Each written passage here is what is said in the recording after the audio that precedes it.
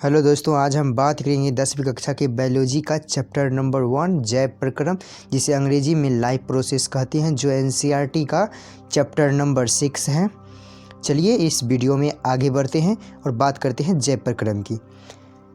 मेरे मन में एक सवाल सा उठ रहा है कि जैव सजीव तथा अजैव निर्जीव में कैसे अंतर स्पष्ट करें। चलिए इस क्वेश्चन के बारे में सोचते हैं और वीडियो में आगे बढ़ते हैं।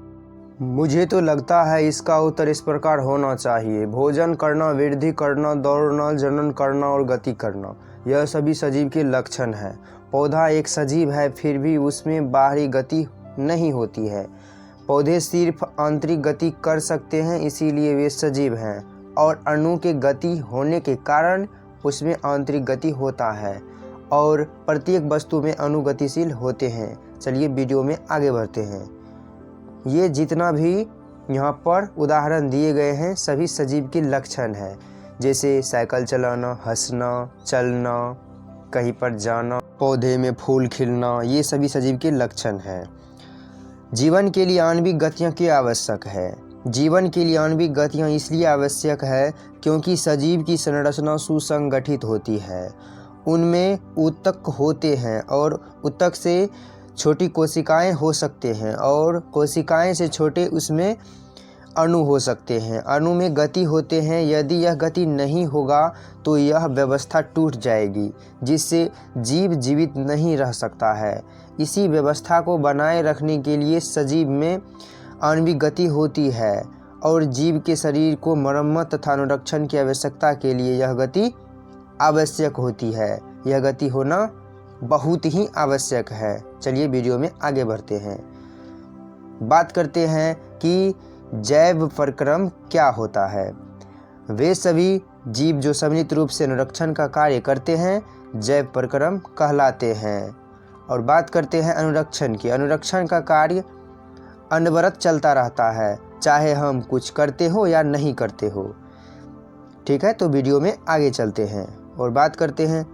एक कोशिकीय जीव को भोजन ग्रहण करने के लिए गैस का आदान प्रदान करना पड़ता है, जो विसरण कहलाता है। इसमें उसे कोई कठिनाई नहीं होती है, क्योंकि उसे विशेष अंग की आवश्यकता नहीं होती है।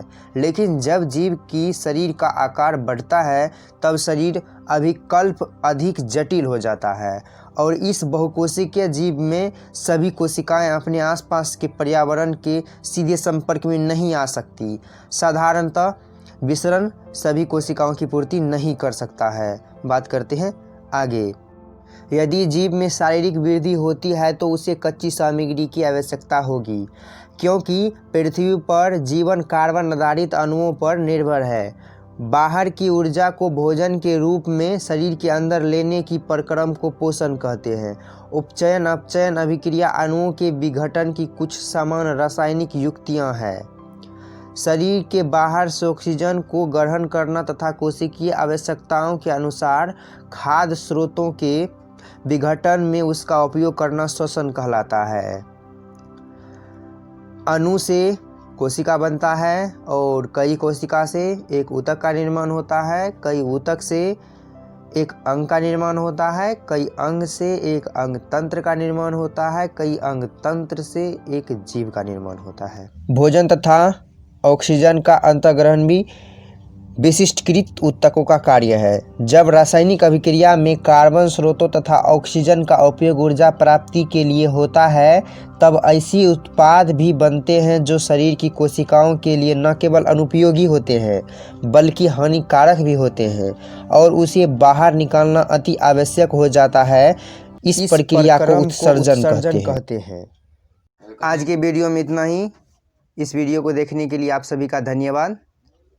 अगली वीडियो में जानेंगे कि पोषण क्या होता है।